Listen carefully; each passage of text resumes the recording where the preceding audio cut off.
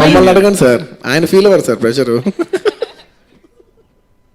యాక్చువల్గా అది కరెక్టే. కాకపోతే మధ్యలో ఏం నేను రవి సినిమా దృష్టిలో పెట్టినాను తప్ప నేను I want to finish my Telugu film. నేను మిగతా విషయం పట్టించుకోవాలా. సో ప్రజలంతా ప్రొడ్యూసర్స్ అండ్ ఫ్రాంక్గా చెప్పాలంటే బన్నీ గారు దే ఫెల్ట్. కానీ ఒకటి చెప్పగలను, మధ్యలో ఇది కరెక్ట్ కాదేమో, పాన్ ఇండియా అంటే మనం అంత చేయలేము, ఇది చేయలేము అని యాక్చువల్గా వీ లెఫ్ట్. అది మాట్లాడుకుని మనం ఎక్కువ చేసుకోవద్దు వాళ్ళు తెలుగు అని. దెన్ రాజమౌళి గారికి ఎలా తెలిసిందో హీ కాల్డ్ చేస్తే, చూడు నీ సినిమా తెలుగులో రిలీజ్ చేస్తే తెలుగు సినిమా, నువ్వు పాన్ ఇండియా రిలీజ్ చేస్తే పాన్ ఇండియా సినిమా. ఈ కాల్ సెపరేట్లీ లేదు సార్, ఐ థింక్ నేను ఏదో వేరే ఆలోచిస్తున్నా, నాకు అర్థం తెలిసింది వింటున్నాను, కానీ మీకు లాజిక్ అర్థం కావట్లా. మీరు సినిమా ఇండియా అంతా రిలీజ్ చేయండి, నువ్వు పాన్ ఇండియా సినిమా అనుకుంటే అది పాన్ ఇండియా సినిమా అవుద్ది, తెలుగు సినిమా అంటే తెలుగు సినిమా అవుద్ది. అండ్ మరి ఎందుకు ఆయన కాల్ చేయాలనిపించిందో, ఈ called me and again we spoke. And మా ప్రొడ్యూసర్లో రాజమౌళి గారు ఇట్లా చెప్పారు అని ఐ స్పోక్ టు బన్నీ గారు అండ్ మైత్రి ప్రొడ్యూసర్స్, మన ప్రొడ్యూసర్ ఇద్దరు నవీన్ గారు గారితో. దెన్ అగైన్ వీ స్టార్టెడ్ ఇట్లా చూడడం మొదలుపెట్టాం. కుమార్ గారు సార్ చెప్పండి. రంగస్థలం పీరియాడిక్ సినిమా, ఇది పీరియాడిక్ సినిమా కాదు. బట్ సినిమాలో డిఫరెంట్ క్యారెక్టర్స్కి, అన్ని క్యారెక్టర్లకి కూడా సాధారణంగా యూజువల్గా హీరోకి మేక్ ఓవరు, హీరోకి సమ్ డిఫరెంట్ క్యారెక్టరేషన్ ఉంటుంది. ప్రతి ఒక్కరికి కూడా ఒక డిఫరెంట్ ఎపీరియన్స్ క్యారెక్టర్. అది దేనికోసం అని, ఏమిటి దాని ఇంపార్టెన్స్ ఏమైనా చెప్తారా? యాక్చువల్గా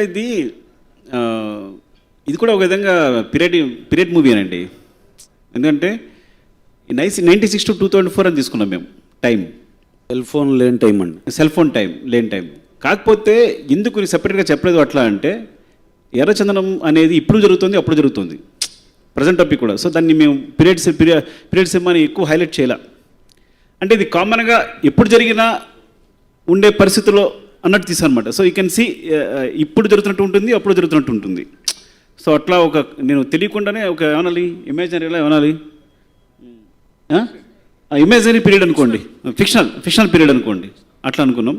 ఇక క్యారెక్టర్స్ సుకుమార్ గారు చెప్పండి. అది ఇప్పుడు ఏం జరగట్లేదు, ఇప్పుడు జరిగితే ఎలా అనే దాంట్లో మీరు అనుకుంది, మీరు ఊహించుకుంది అంతేగా? అలా వచ్చారా సార్? ఆయన ఏదో చెప్తున్నారు కానీ సినిమా పీరియడ్ సినిమా అంటే కరెక్టే. ఆయన ఏదో చెప్పి కన్ఫ్యూజ్ చేస్తారు కానీ నేను క్లారిటీ ఇస్తాను సార్, అది పీరియడ్ సినిమానే. సరే బన్నీ గారు, నేను నాగేంద్ర కుమార్, ఏబిఎన్ ఆంధ్రజ్యోతి ఛానల్.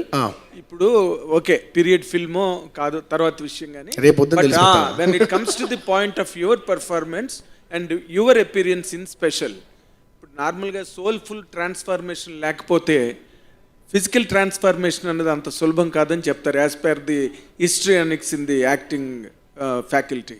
ఇప్పుడు మీరు అంత ట్రాన్స్ఫార్మేషన్ వచ్చింది కదా, how could you handle that character created by such a genius director?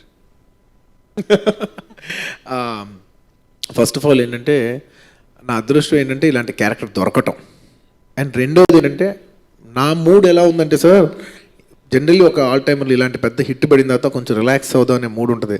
నాకు మాత్రం ఈ సినిమాను పట్టుకుని ఫస్ట్ స్టెప్ అనుకుని వెళితే ఎలా ఉంటుంది, ఇక్కడ నుంచి 10, 15, 20 years పరిగెడితే ఎలా ఉంటుంది అనే స్పీడ్లో నేనున్నా. సో నా మైండ్ సెట్ అలా ఉంది. తర్వాత ఎలా ఉంటుంది అని నాకు తెలియదు, కానీ నా మైండ్ సెట్ ఆ రోజుకి ఇంక ఇక్కడి నుంచి అసలు పాపద్దనే స్పీడ్లో ఉన్నాను నేను. సో నాకు ఇలాంటి క్యారెక్టర్ దొరికినప్పుడు, ఇంత కాంట్రాస్ట్ క్యారెక్టర్, ఎస్పెషల్లీ అలా కుంటుపురం నా ప్రీవియస్ ఫిలిం తర్వాత ఇది ఇంత కాంట్రాస్ట్ ఫిలిము, నేనేమనుకున్నానంటే అసలు ఒక వ్యాక్యూమ్ ఉంది తెలుగు ఫిలిమ్స్లో. ఎంత హీరో ఒక క్యారెక్టర్ చేసినప్పుడు మనం ఎంత రస్టిక్కి వెళ్ళినా కూడా తెలుగు ఫిలిమ్స్ వరకు ఒక లెవెల్ వరకు వెళ్తాం, కానీ ఆ లాస్ట్ లేయర్ వరకు వెళితే ఎలా ఉంటుందని డైరెక్టర్ గారు నేను అప్పుడు మాట్లాడుకున్నాం. తన్నాడు వెళితే ఒకటే చాలా మంచి మాట అన్నారు, డార్లింగ్ ఇలాంటి చేసేప్పుడు చేస్తే ఆల్ అవుట్ చేసేయాలి, అది తప్పైనా పర్లేదు, అట్లీస్ట్ నువ్వు ఫుల్గా అటెంప్ట్ చేసావనే మాట అయినా ఉంటుంది, వెళ్తే ఆల్ అవుట్ వెళ్ళిపోతున్నారు, ఇంకా ఆల్ అవుట్ వెళ్ళిపోదాం డిసైడ్ అయిపోయాం సార్. ఇంకా డిసైడ్ అయిపోయిన తర్వాత మేకప్ వేసుకుంటాం, డైలాగ్ నేర్చుకుంటాం, ఇంకోటి చేస్తాం, కానీ ఫస్ట్ ఫిక్స్ అయిపోయింది చూసారా, that is the most important. అక్కడ ఫిక్స్ చేశారు ఆయన. ఖాళీ వాళ్ళ దగ్గర నుంచి ఇక్కడ నుంచి తను ఓన్లీ ఫేసే కాదు, మేకప్ మొత్తం బాడీ అంతా మేకప్. అసలు తెల్లగా ఉంటాడు కదా, సో కంప్లీట్గా సో అంతా అయితేనే బయటకు వచ్చేవాడు. ఇన్ కేస్ ఎక్కడైనా సెట్లో ఒక షూట్లో షార్ట్ గ్యాప్లో ఏదైనా చిన్న మిస్ అయినా కూడా అగైన్ ఆస్క్ మేకప్ రమ్మని చెప్పి మళ్ళీ దాన్ని పూసుకుని థింగ్.